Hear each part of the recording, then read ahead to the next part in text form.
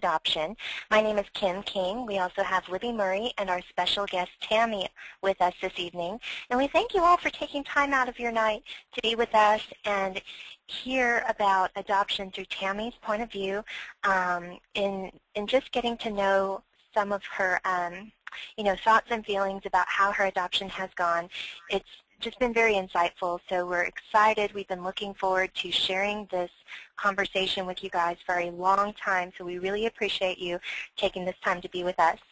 If you are new to Lifetime and you do not have a coordinator that you're connected to here at Lifetime, please reach out to us.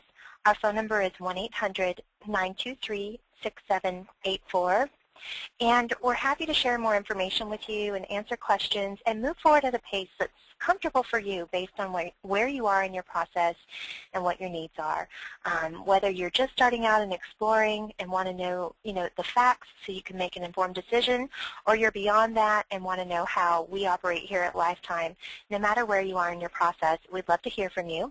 That number is 1-800-923-6784. If you are attending as an adoptive family, our free application for our program is online at lifetimeadoption.com/apply. If you just go to lifetimeadoption.com, you'll be able to browse around and read articles, frequently asked questions, and very easily find a link to our free application for adopting parents. And of course, if you have a question you'd like to email, then just email apply, APPLY, at lifetimeadoption.com, or you can visit our page and chat with us online as well. If you've already got a coordinator and a question arises that we can't answer during our time this evening, maybe if it's not exactly on the topic at hand, or maybe if it's a little more personal in nature, then please reach out to your coordinator and don't let that question go unanswered. If it's on your mind tonight, send it off in an email or a text, or do a chat or a phone call. We offer 24-hour support on our 1-800 line, which is 1-800-923-6784. One more fun way to join us and to be able to see what other people are doing and thinking in their adoption journey and beyond is to join us on Facebook. It's facebook.com/open.adoption. If you go to Facebook and you just type in Lifetime Adoption, you should be able to find us, but it's facebook.com/open.adoption. And if there's anything we can do to help you tonight, just let us know. Wonderful. Thank you, Kim.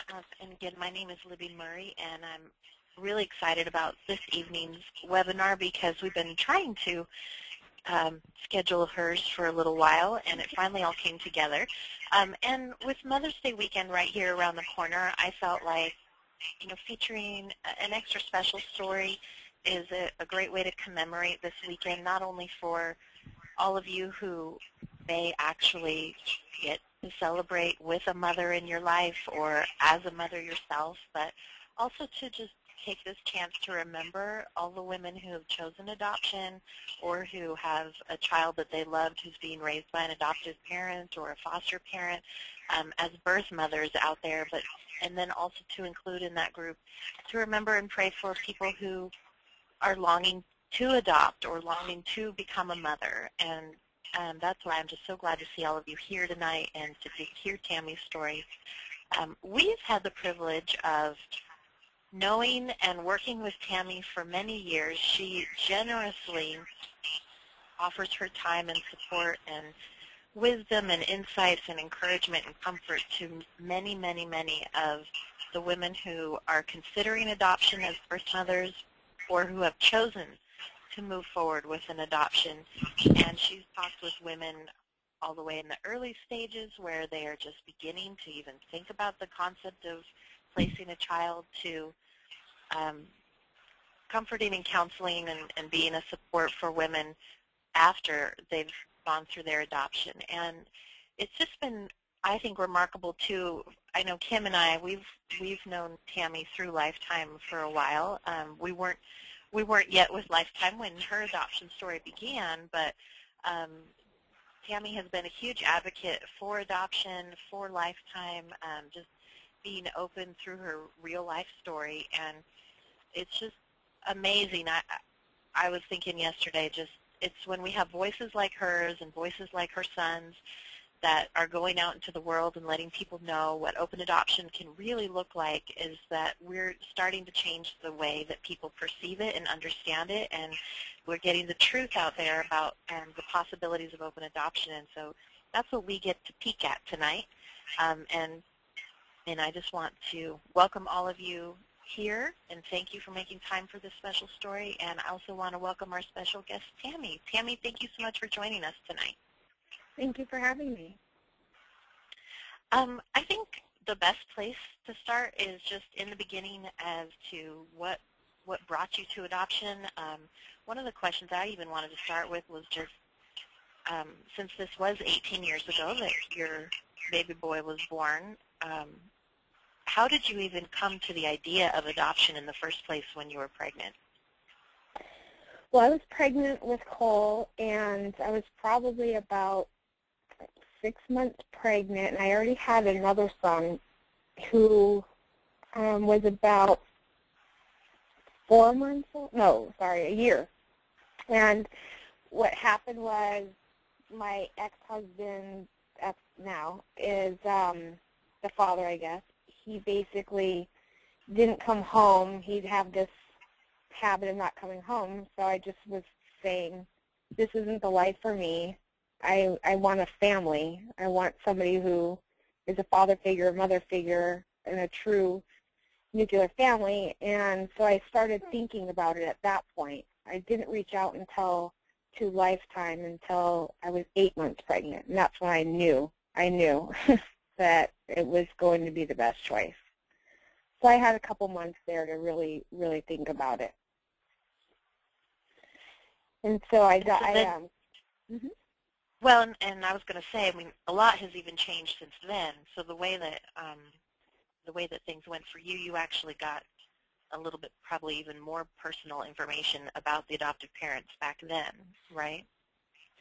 Yes. So back then, Lifetime was a lot smaller, and it was Northern California couples where I live, and so I was actually able to meet each couple and see their family. They brought pictures, and I brought pictures, and we got to share that way and interact together, just even beyond the profiles. And wow. So, yeah, I met a couple of them. And did your family understand why you were considering adoption? What was that like at the time? Well, my family lives on the East Coast. I'm from Florida, and at the time, the father and I were living with his parents here in Rockland. So I didn't have anybody. I didn't have any support. My mom was in Florida, and so basically his family was like, no, you're not. You're just joking. Oh, you're just upset because he didn't come home. So they kind of made excuses. And I told them, I was like, no, this is how it is. And so they kind of pushed me saying, no, you can't do it.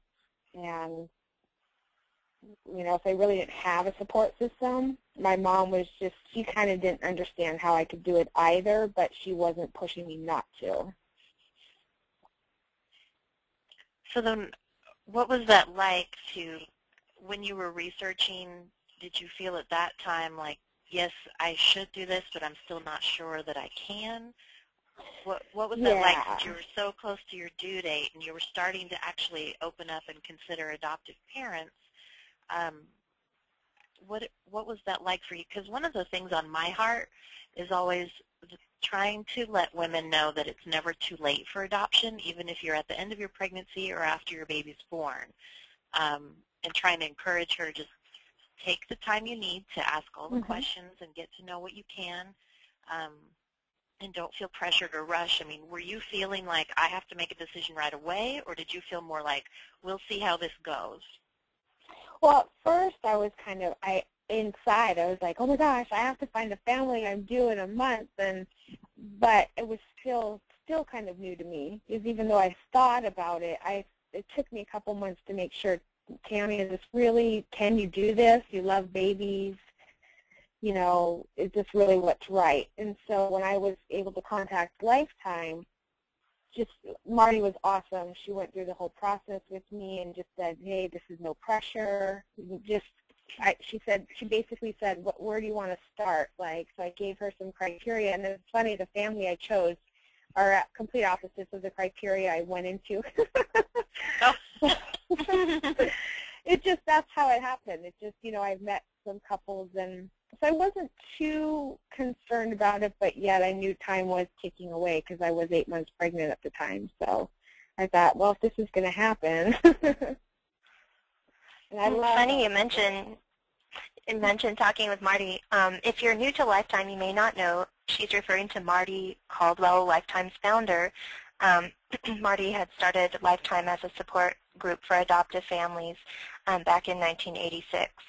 And so I was actually going to say, I'm wondering, what coordinator did you have, Tammy? Is she still here with us? Like, who did you have, And then you said your coordinator was Marty. Yeah, exactly. Yeah, that's back in the day, in 1996. Mm-hmm. Yeah. Yeah.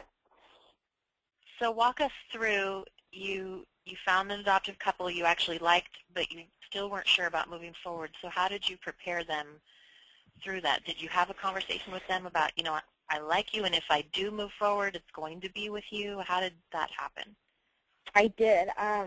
The couples that I met, I told Marty, I said, I don't know what to do. I love them. They're so nice, but I'm just not feeling connected. I said, there's just something missing. And that's when she read me the adoptive couple that I chose, their profile.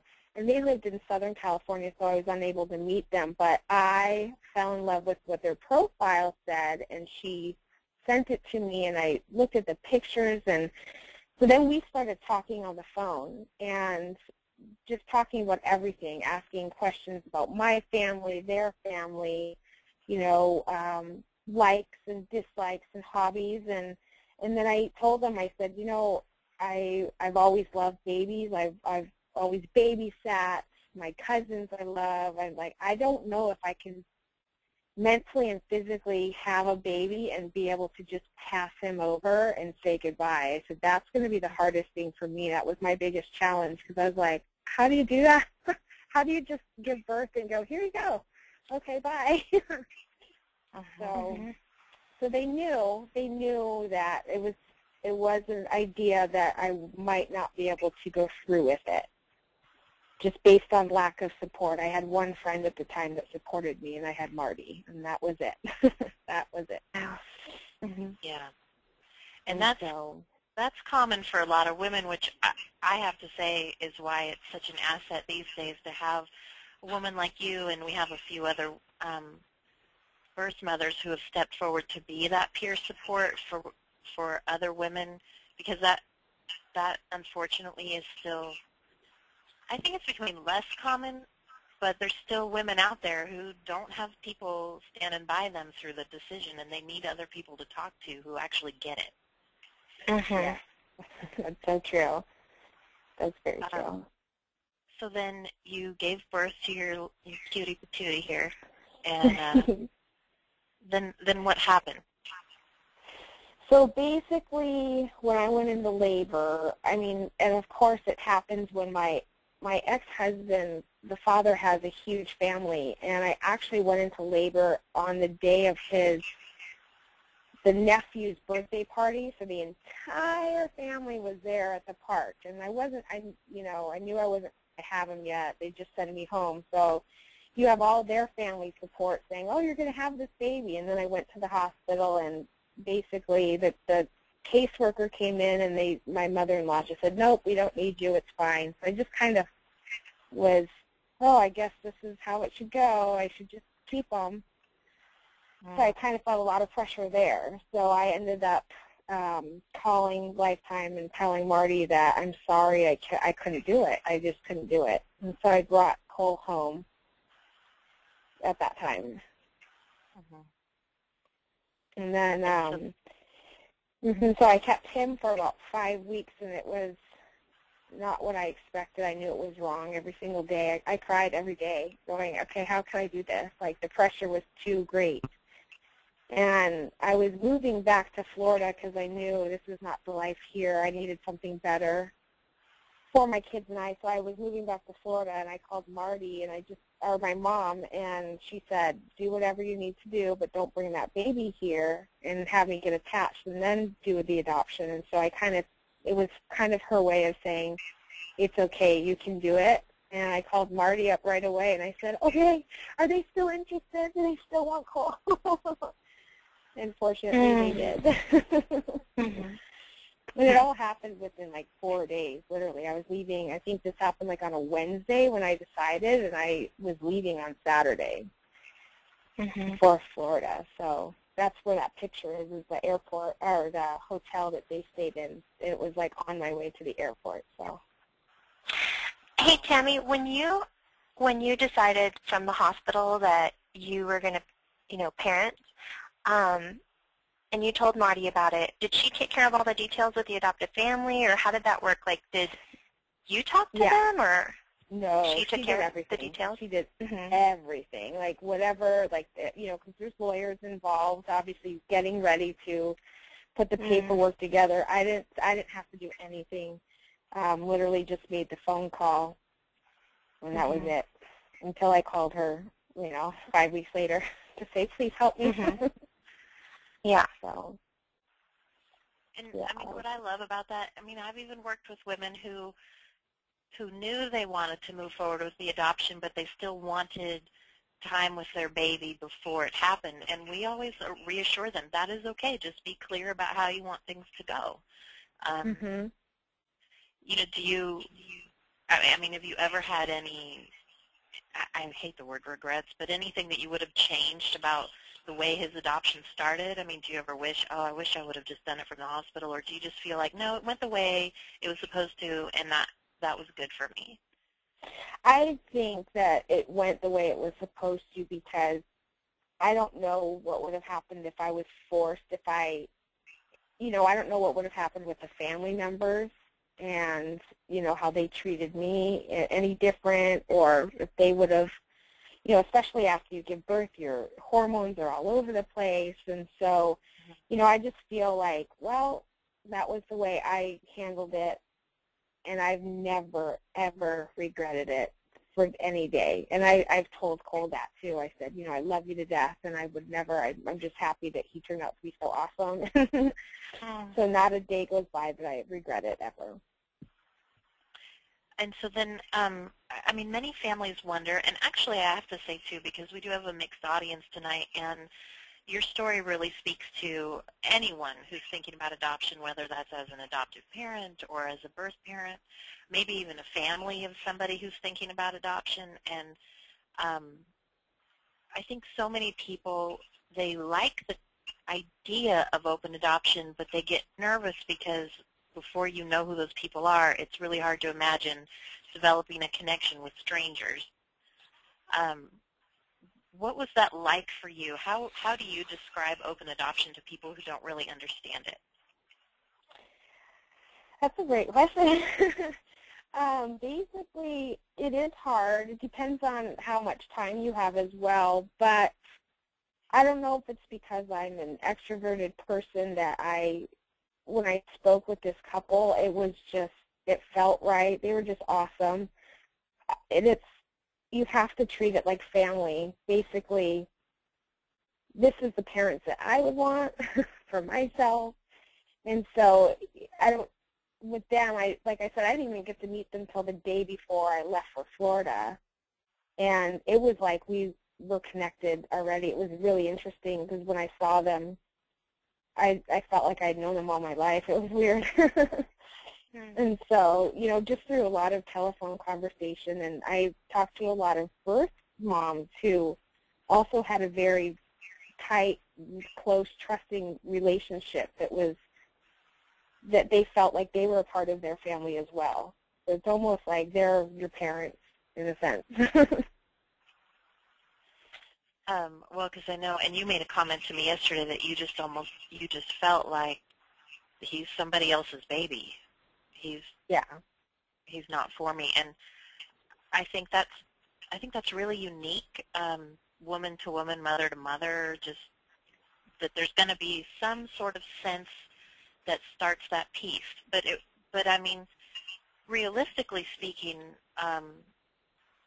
while there were reasons to be glad about it, that you still also experienced very real emotions of saying goodbye and having to trust them and grieving that too. What was that like for you, say that first year, or you got to actually meet him again when he was a year and a half old, right? I did. The first year was tough. I mean, here I literally was on my way to the airport, and Marty and the couple were at that hotel. And so my last vision is, okay, here, me handing Marty, this innocent, teeny tiny little baby, who's like, hey. And so I heavily relied on the adoptive parents for the first month. Like, I called them a lot. And I regret that because I feel really bad because I feel like, oh, but I require so much time from them too. But they were open to that. They allowed me to talk to them, and then having to start my life over in Florida, with work and just taking care of the son I did have. And when we decided to do a reunion when Cole was a year and a half, oh my gosh, it was a miracle. It was the best thing in the world because now I saw this boy who's hobbling around at a year and a half who that was their child. I mean, I knew, I didn't even feel like it was my son. I was like, oh, this baby is their baby, and look how happy he is, and he's not this poor, innocent little baby that I just abandoned, You have all kinds of things going through your head, So that was a miracle. I love it. And ever since then, no matter what, I've had nightmares about people trying to steal my baby and try to steal him, and I wake up and I'm in a sweat, and then I realize, oh, he's with Don and April. Okay. Whew. Everything's okay. He's safe and he's happy. And that was the biggest thing for me, is to know that. I think that too. I loved what you said because I think many mothers will think, gosh, am I bothering the adoptive parents too much? And it really makes such a beautiful difference when adoptive parents can just realize, we care about her and we want to connect with her just like we would if, Aunt so-and-so or cousin this and that, want to know how we were doing, that this is just another person in our family. I'm sure that Don and April probably never felt like you were a burden on their family bonding time. They probably understood, which is an amazing quality to have as an adoptive parent. Absolutely. So then, that and security. Now, a lot of times when we talk about open adoption, we will help people to learn, you can create an adoption plan where you can choose the parents, and then you can keep in touch after and get letters and photo updates, and then some adoptions even have visits. Well, these days, sometimes they're happening every year. Sometimes they happen even a couple times a year. For you, how did it work out? Did you end up continuing to have visits, or did you want to and they just didn't work out, or how did that contact over the next few years? Because I want to eventually jump up to where we are now, which is you have a grown teenage son, and that adoption has even changed in the last 6 months. So what did that look like after you saw him at a year and a half and you had that peace, like he's okay, he's safe, he's loved, he's accepted, and you were finding comfort in that? What was it like those years after that? Because you were still raising a child. Yes, and so my oldest son was a year and a half. Well, we met them for my oldest son's 30-year birthday, and so after that point, I don't know, I think it was just a healing moment for us all, because I'm sure April was scared to death that I would see him and want him back. I can imagine what her fears were. She never relayed that to me, but I know it was kind of like, hey, we're going to meet at Disneyland, and then we'll go from there, and we'll see what happens. And I think because when I saw him, I don't mean to say I didn't cry, but my heart was so filled with joy, and I was so happy that everything went well that we decided to spend the rest of the day together. And after that point, there wasn't a need. I don't know how to describe it because I don't want Cole to go, oh, she just doesn't care. But it was like, okay, it's time to move on. And, you know, especially when you're trying to get your life together. And then I ended up having another son 2 years later. So the boys are actually 2 years apart, 15, 18, 19.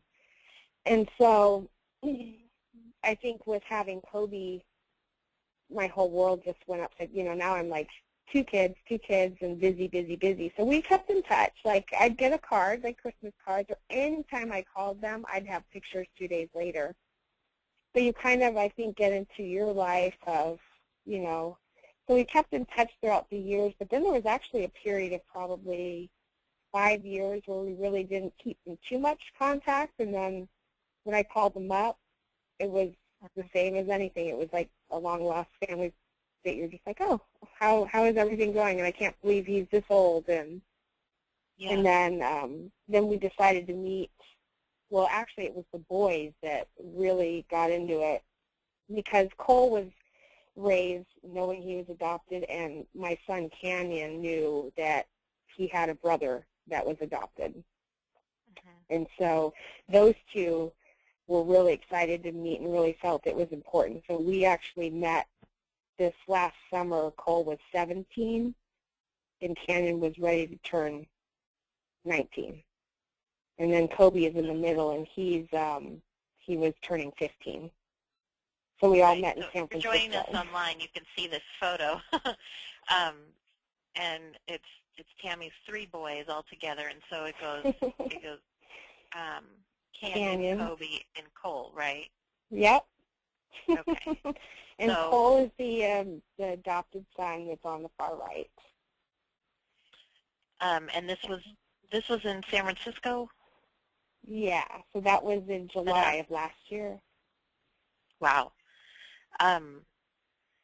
So all these years had gone, but you still kept in touch, and I love the way you describe that because that's often what I picture with open adoption and what I see through the families and the mothers that we help is that just like with friendships or extended family, there's times when you're more in touch with them than others, but it never means you can't be in touch. It just means you're each busy with your own lives and things are moving, and then you do connect, and it's like, oh, great to hear from you. Yes, of course, we'd love to show you how the kids are doing. And,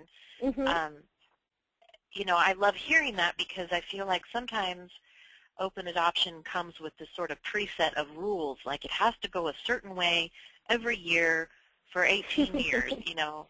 And I don't know that that's always even realistic because, like you were saying, as a mother, it didn't mean that you didn't care about your son, but life kept going and there were reasons that you chose adoption. And if you had just kind of circled around being stuck in those reasons, it would have almost sort of voided out why you chose adoption in the first place. So you moved on to keep raising your son. You had another son sort of by surprise, I think, from when you and I were talking. Yeah. And you which I tried was really to make nervous about. Your father.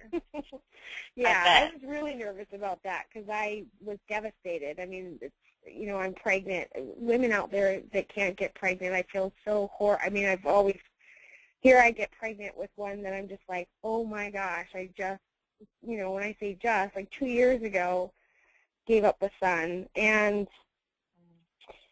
when I called the family, they're so awesome and they're so secure with themselves and their parenting and their love that she said, don't worry about that. You know, you chose us, you trust us.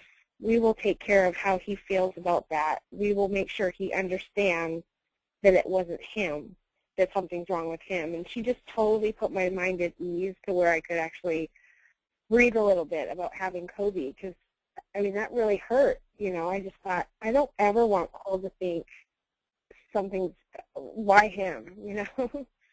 So.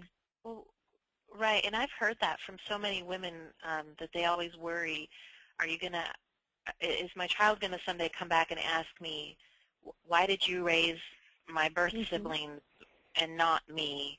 And you carried that question. Now that he you met him when he was 17. I mean, did that question come back up ever? It did. Because we went back out there, the boys and I, so in July it was the birth grandparents as well met him, and then in right after Christmas, the two boys and I went out there to Utah to visit him. Because San Francisco was a quick weekend that it was to get to know each other again after all these years, and then Utah was more family time. And we had a long chat. I think we chatted for like 4 hours, and he just said, "Why me?"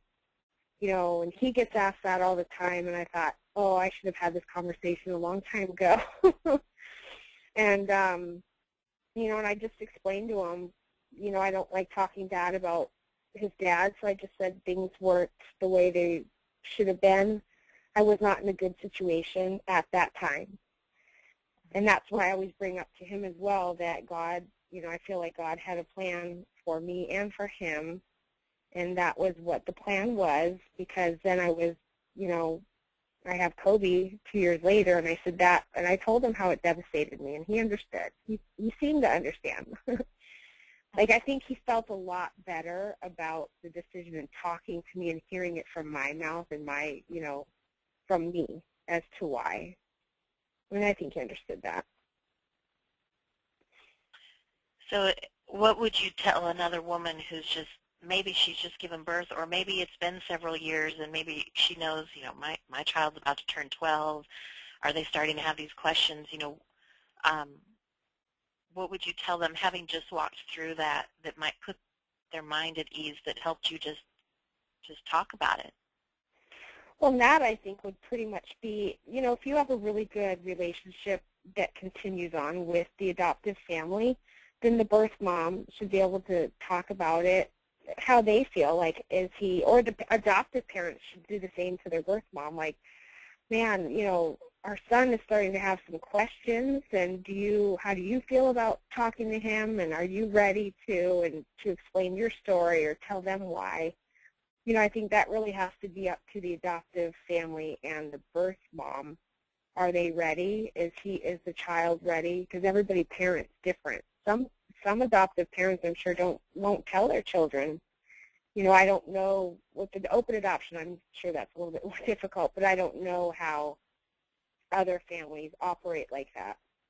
But, you know, I totally regret not having, because we were Facebook friends for a couple of years, and I've kind of asked him, you know, hey, do you understand why? And he'd say, yeah. But now I realize he really didn't, and so I wish he would have asked me, like, can we talk? Or maybe he was waiting for the face-to-face. You know, it's kind of hard to tell. I just wish Well, or that, I'm even thinking, as you're telling your story, the way it unfolded, it's almost like he needed to maybe, because even though he knew you and his parents loved you, he needed to build his own trust in yes. you. Yeah. In order to, because that's a big question to ask somebody. And I'm yeah, sure you're that over the he phone thought, and you're I don't like, want to hey. say it and hurt her. Yeah, exactly. Yeah.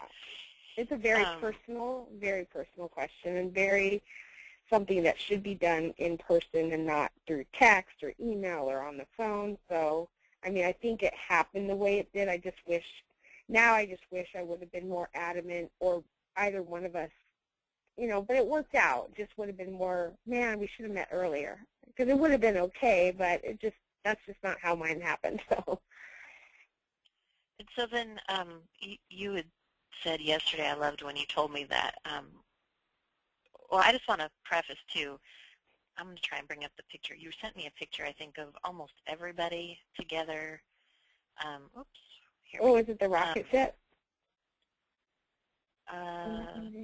No, San Francisco, you said this is everybody except for his older brother. And so here we have... Yeah, that's... yeah. Is that what that is?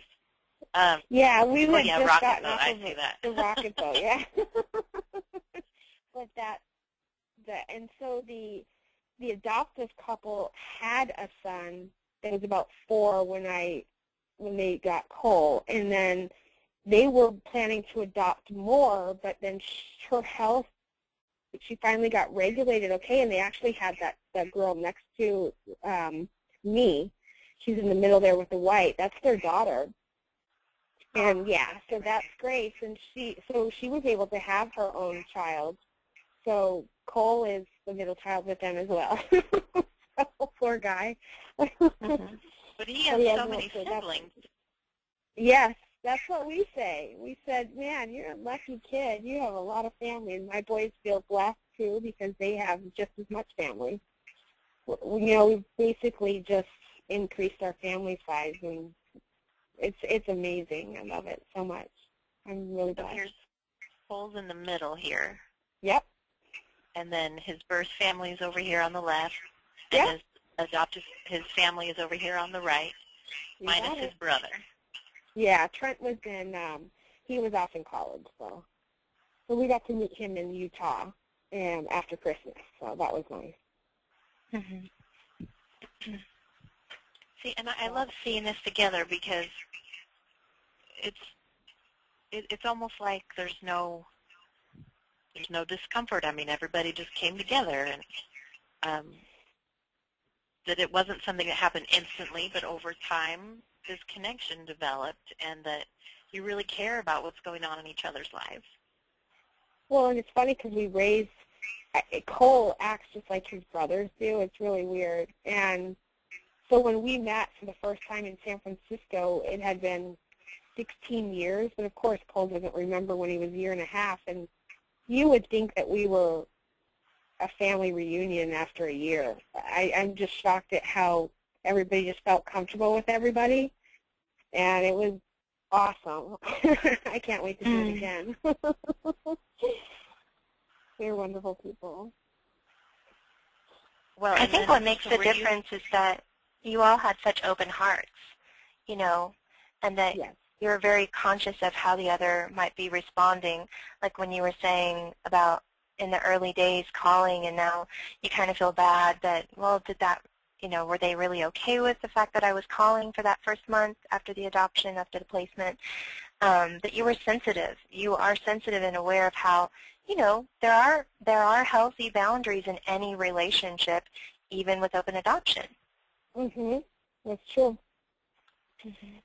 That's exactly it. So what do you usually tell people when they feel hesitant about having that openness? Well, I know on the birth mom side, there's birth moms that are scared that they have this relationship and then they're going to turn around and the adoptive parents are just going to fall off the face of the planet. Thanks for giving me your baby, and now I'm out of here. I've never heard of that happening, and I mean, I just reassure them that I had enough trust built up with my family that I felt that would never happen, and it never did, obviously. But, on the adoptive side, too, I mean, like what I said, I don't know how I'm going to feel every single year. Right now, I want it to be open, but in 5 years, I may say I don't, And so that pretty much that should really be set at the front, and nobody should even, and I would really hope no adoptive parents said, oh yeah, we'll send you pictures, and then they don't, because that's the worst thing to do, is be a birth mom giving the most precious gift ever in their whole world to somebody and then being deceived. So, but I don't think that's really been a problem that I know of. So, they just need to know to respect each other's wishes, I guess. Absolutely. I loved what you told me yesterday as we were wrapping up our conversation, and you said the reason you never second-guessed your decision was because of the family you chose, that they were secure, they were confident, they were good parents, and you knew that they would honor the open adoption. Absolutely. I never second-guessed. That at all. And so that was trust. huge. I think trust is the biggest ingredient with open adoption is, they had to trust that you weren't like you and Kim were talking about a moment ago, that you were going to respect that they're the parents, they're raising their son, you chose them to do this, but you're also trusting them to respect and honor that he started with you and that there's a significant reason why you want to know how they're all doing. Yeah, that's exactly it. And that's why, so, like I said, if they say that, yeah, you'll get pictures, I really, don't say it unless you mean it. I love that. And you and I, so like while we're talking about some of the sticky questions, we also talked a little bit about how there's still stereotypes about birth parents, and that's even a passion of yours, is to just help people know how well-adjusted and successful you are in your life, that, when people talk about birth parents, what do you usually hear when people assume things about birth parents? Well, it's funny because I'm not open up, it's just one of those things where people I work with, they don't have to know. Like because the San Francisco trip was actually, I had a bunch of tickets from my work that we were all going to the San Francisco game, so you could bring your families. And people would come by and they're like, oh, are these your boys? Like, what do you say? What do you say? Yes? And then and so with birth parents, now I'm not so afraid to like just say, hey, that's my son, but his parents are right there. It's still kind of awkward for me. I'm still trying to, because now he's in my life a little bit more. And so, or if I, like Facebook, I post pictures of this, and the stereotypical birth mom is maybe somebody who is homeless, or a teenage mom, or a drug addict, or an alcoholic, and that's not my case whatsoever. So people see me, I own my own house, I'm independent, I have 2 boys that are absolutely amazing, and then Cole, obviously, but and they go, wow, that's amazing that you gave your son out for an adoption. And a lot of them don't understand it at first, and then if I talk about it, then they realize, oh, it's not just, because you get different kinds of people. They either say, how could you do that? Or you get people to say, well, that must have been really hard, and you sacrificed something that nobody could even fathom sacrificing to make a better life for him and my 2 boys. So now that I love these photos. And I know. I know, and it's fun to see how they all resemble each other, but it's also fun to see like the traits he shares with the family he was raised with too, with his family. Does. And it's crazy. It's amazing. I told April, I was like, he looks like Grace, their daughter. He looks like Trent, their son, and I said he looks a lot like April. And I was just like, so he does look like my boys, but in the same sense, he looks like he is Dawn and April, like he belongs to that family, which is awesome. I think he doesn't look like he stands out, So we had a great question come in here, and it's perfect because you were on the right topic here. Since Cole and you are in each other's lives more and more, what does he call you? How does he refer to you?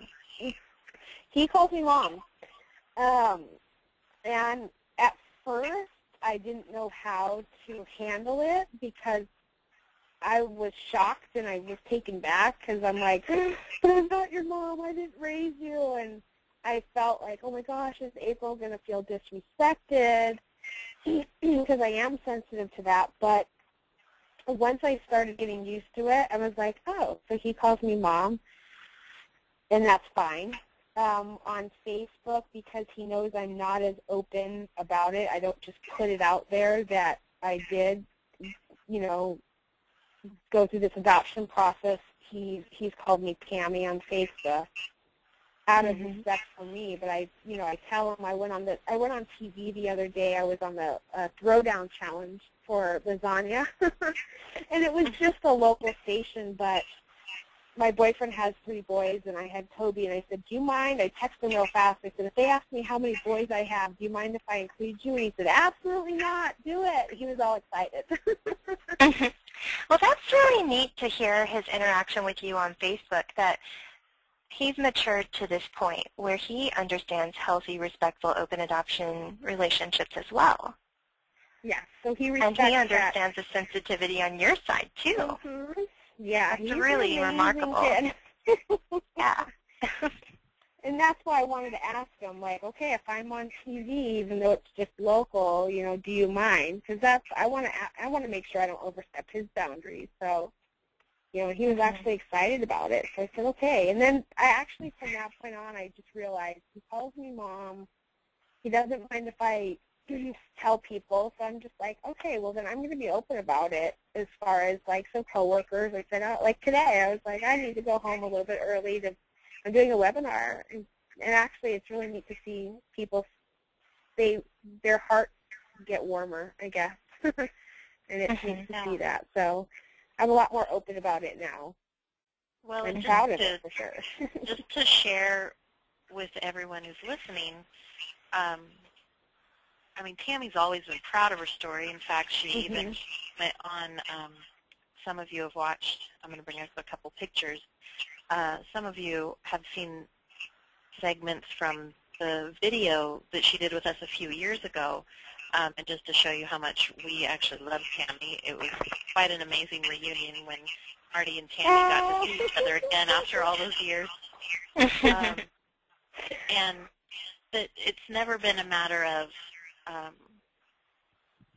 whether you felt proud of your story or, you know, afraid of it. It's just more that you've been trying to respect, this is my business. Not everybody gets to know everything about me. Right. And, exactly. And that just like with him, too, because you and I actually, it was sometime last year or maybe even just months ago that we were just talking about something, and you were still very much trying to respect, you know, Cole and I are friends on Facebook. I don't necessarily want him feeling like he doesn't get a say in what parts of his story are out there. And so it's just walking through it step by step and knowing these are real people involved. And if you don't know the answer, then don't talk about it. Like, and to just respect a human, you know, that it's not just, well, it's my story, I get to tell whatever I want, that it's, no, there's all kinds of elements here, just like I would with any of my children. I wouldn't just go around telling people their story or their business. Exactly.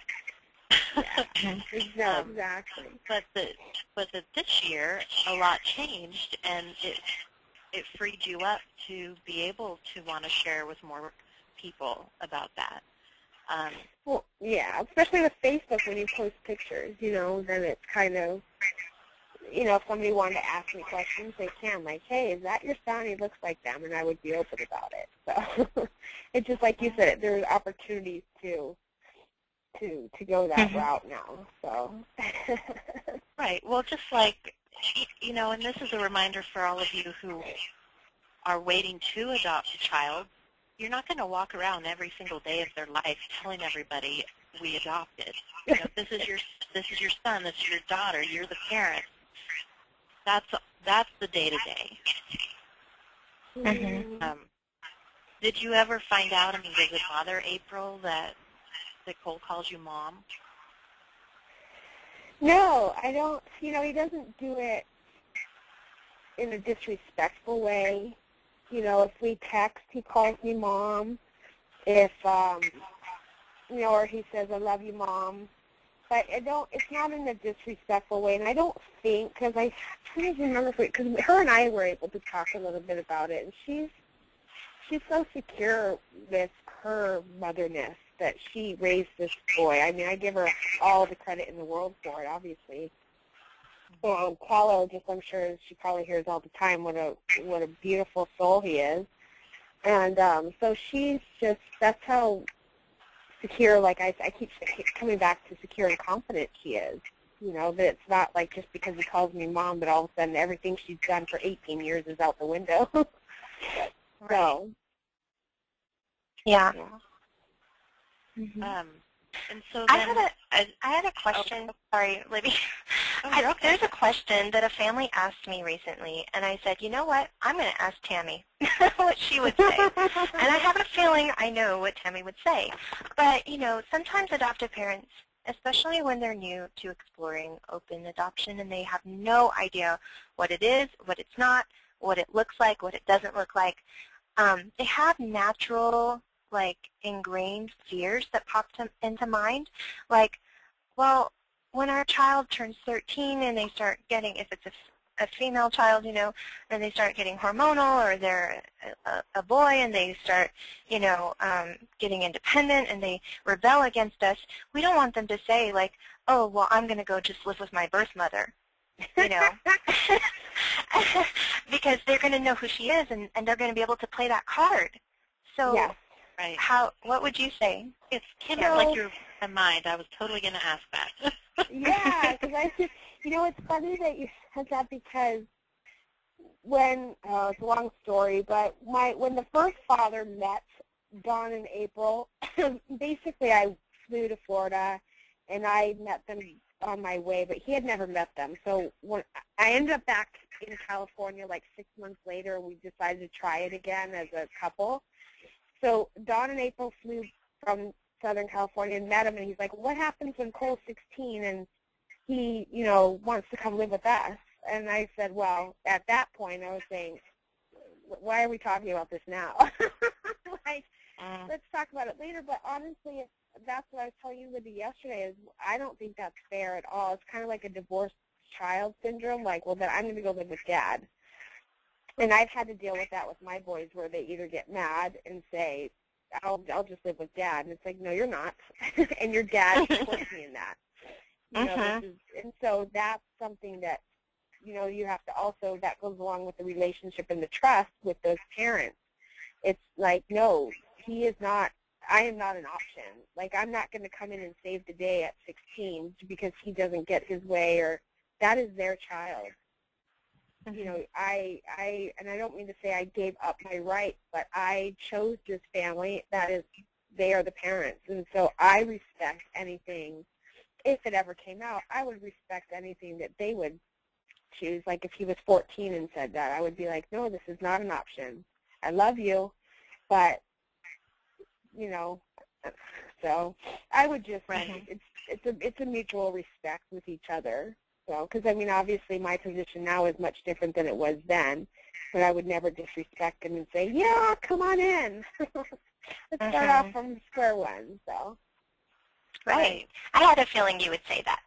Yeah. Like, no, you need to work this out with your parents, your mom and dad, that have been with you all these years. Right. And I still love you. I will always still love you, but that is not an option. Yes, and to be that supportive person in a child's life, to redirect them back to their parents, you know. I think any set of parents appreciates that when their child is going through a rough time, that if someone could listen and say, I love you, but you need to do the right thing and work it out with your parents. Yes, and that goes for anybody if you really think about it. It's just a birth mom is a little bit easier card to play, you know? Yeah, it's that big dramatic card they've been holding in their pocket the whole time. You know? Yeah, that's my mom, you know? So, no, that's not the way it works. Exactly. You know, and I want to encourage any of you on the call, if you have a question on your mind. I mean, Tammy is not afraid of the hard questions, so if there's something that you felt curious about, it's okay to ask. You can type it in that questions or chat box. I wanted maybe to take a minute or two and to just speak to maybe some of the mothers or the pregnant women in the audience who might be considering adoption, or maybe they've already completed their adoption. We had one question emailed earlier today that said, it just said, when does the pain stop? How do you get through that time? That's a really hard one. It's going to make me cry.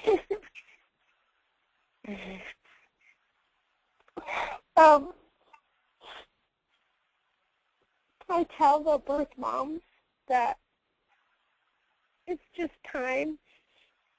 And, you know, I cried. I cried every day probably for the first year and a half. And, you know, it wasn't until I really saw him, because I just, like I said, the last image in my mind is this innocent little baby. And so I tell them that they have to mourn, and they have to allow themselves to mourn, because if they don't and they hold it in, it does no good. It'll damage them even worse. And so, which is, why it's really important for the adoptive parents to be supportive and stand by their word if they're say they're going to have open adoption, and if they just want pictures, then maybe that's one of the healing moments. But I mean, now, like I said, it took me seeing him be a part of his family that really just took all the pain away instantly. Anything I was feeling, because I hadn't regretted up to that point either, but it's still hard. And it's still hard for me. I mean, in July when I saw him, it was hard to leave, and in Utah it was more of a family in our talk that I went in, and I felt the pain all over again, and I cried every day for a month after Utah. And luckily I have a very, very supportive boyfriend who just let me cry, and I said, I'm not upset, I'm crying out of pain still, because like I said, it really never goes away. And I allowed myself to do that, and I didn't freak out about it, and I didn't, I just let it happen. And I knew it was okay, and I knew it was still probably part of the process, Mhm. And so, What is that like for your sons that you are raising when they know that you're just tearing up, or you're feeling a little emotional, or you're grieving Cole or missing him? Are they understanding of that? How do you talk about that with them? yeah, because I was on the plane actually coming back, and my oldest son stayed there because he was just going back to college straight from there. But my little guy was with me. He's 15. I call him little. And I started, kind of crying on the airplane, and he just looked at me, and he looked at me, and he said, "What?" And I said, "Oh," and I just signed the word Cole, and he said, "Oh," and he closed his eyes, shook his head, and just kind of patted me on the leg, and he understands. And so, and I tried to tell him, because I don't, we didn't talk about this. My 15-year-old is deaf, and so to him, that's why he didn't really know about it until July is when I told him the picture. But he, he understands, because I told him, I said, I'm not upset, I'm not sad, I'm not mad. I said, it hurts. And he's an amazing little guy, because he understands. He didn't get worried or anything. He just let me do it, and just kind of supported me there. And so I know he got upset too when it was time to leave, and he never cries. He never cries, and that was hard for me to even see him cry. Because it's sad. It's more like, it's when you leave your aunts and uncles that are across the, United States. You're like, oh, I'm crying because I'm going to miss you. So. Right. So.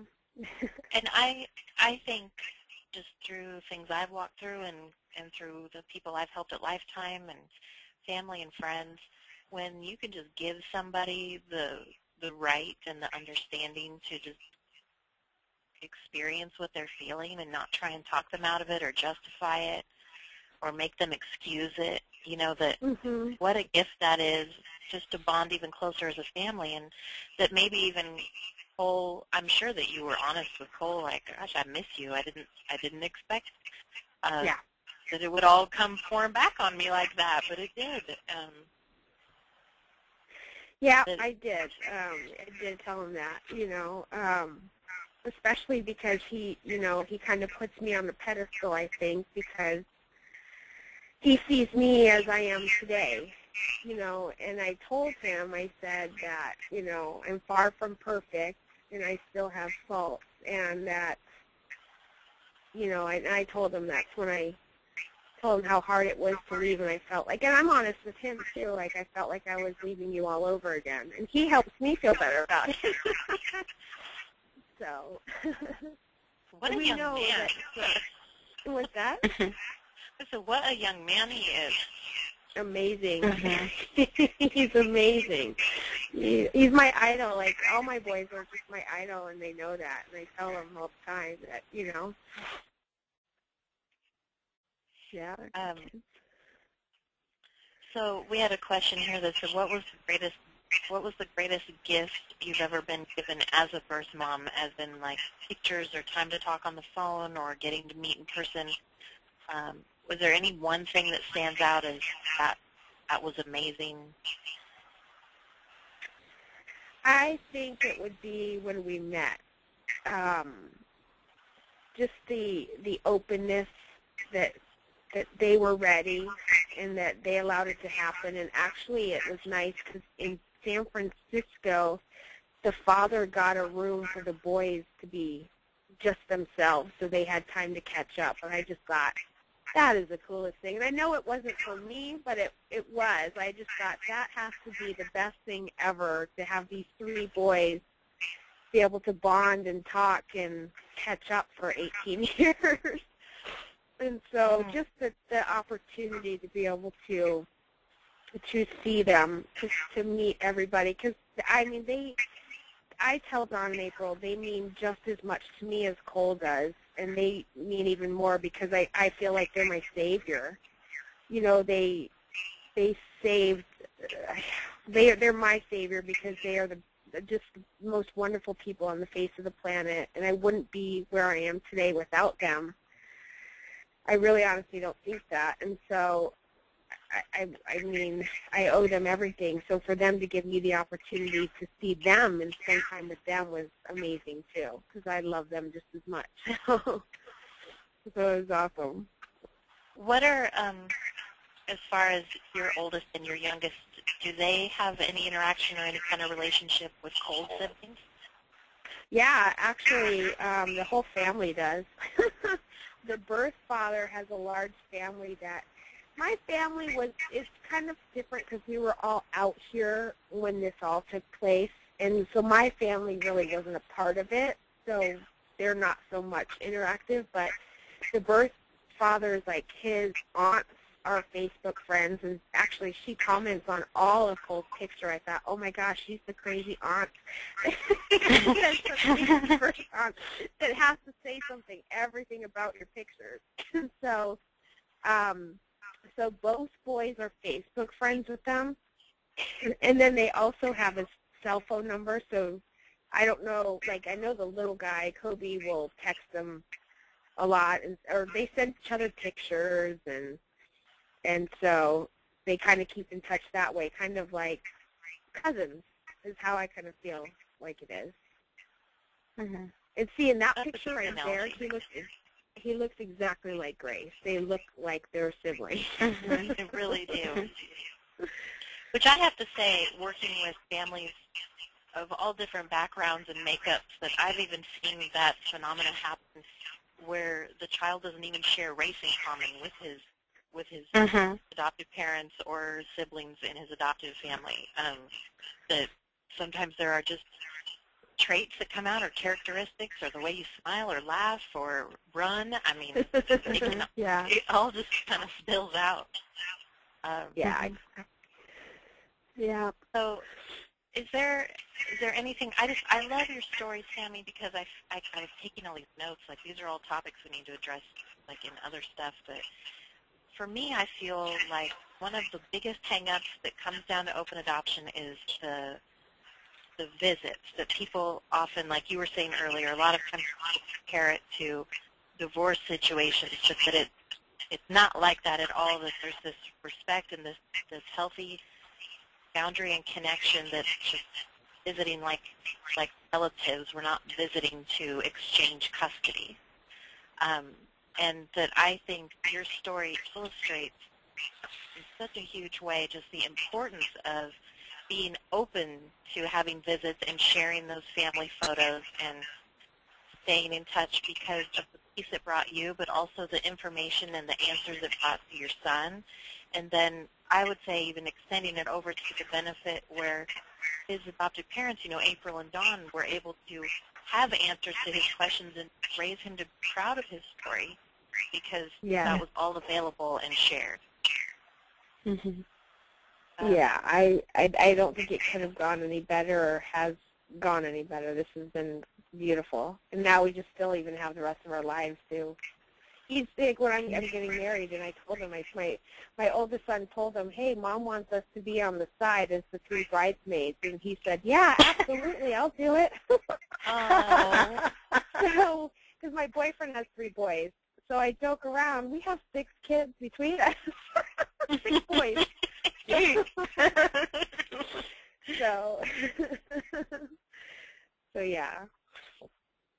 Well, we are just so grateful for your perspective. Kim, do you have other questions that have come in here? No, I just really appreciate Tammy for being so open with us. Obviously, I think everyone listening is just kind of like in awe with how open she is in sharing these details with us. And it's a model of a healthy open adoption. And I'm so thankful for Tammy and her way that she gets to be involved in adoptions we're doing today by being a peer support to women who are coming in and can look to her as a mentor and say, well, how did it work out for you? And how do I know if I can trust this family that, like you said, they're going to follow through with what they say? You know, and just those different aspects that you're able to provide and add to what we're doing here at Lifetime and touching lives with on the birth parent side and the adoptive parent side. I'm just so thankful that you were here tonight to share your story with us. Thank you for having me. It's always a pleasure to talk with you guys, and anytime with birth moms. I still need to make it out to the ranch, too. Again. Oh, we would love that. Yeah, definitely. Because it's been a while since '08. Yeah, exactly. Well, I just hope if any of you have questions tonight from Tammy's story, please reach out to us because we'd love to answer those questions or connect you with someone who would better answer that. And I think that one of the greatest resources is just hearing from people who are actually living with open adoption, and that no question is wrong. I think everybody starts with a lot of the questions that you may be afraid to ask, and you just need to get them out there and ask them and start learning. And if you're considering adoption as a mother, that you may have a lot of questions about what to expect or what that's like, or the pros and the cons and how to weigh that all out. And we can help you connect with a woman like Tammy or with Tammy herself. But we also have counseling available for women who are thinking about or choosing adoption, and we have our 24-hour support too. And so really our heart is just to make sure that people on both sides of an adoption are informed and educated and ready to say yes, and that they don't feel pressured into a certain type of adoption, but that it really comes down to what works for them. And so that's what I love in your story, is because you just came together, these sides, and it all just started clicking, and you would talk and make it click more, and here you are today, 18 years later, which I think is a huge blessing to hear that, because so many times we only get to hear about maybe the first year or two after that baby comes home, and now you have this whole other side, like you said, the rest of your lives are unfolding before you. It doesn't just stop when he's a legal adult. Exactly. Is there anything else on your heart you wanted to make sure that you shared tonight, Tammy, or anything that you just have to get off your chest or anything like that? No, I just think that I'm blessed to have Lifetime, and it honestly did save my life, I feel, and gave me the life that my boys all deserve in their own respect. And that if anybody does have questions and they want to email you, that we keep in touch all the time. So I'd be happy to answer anything anybody had if they email you. So.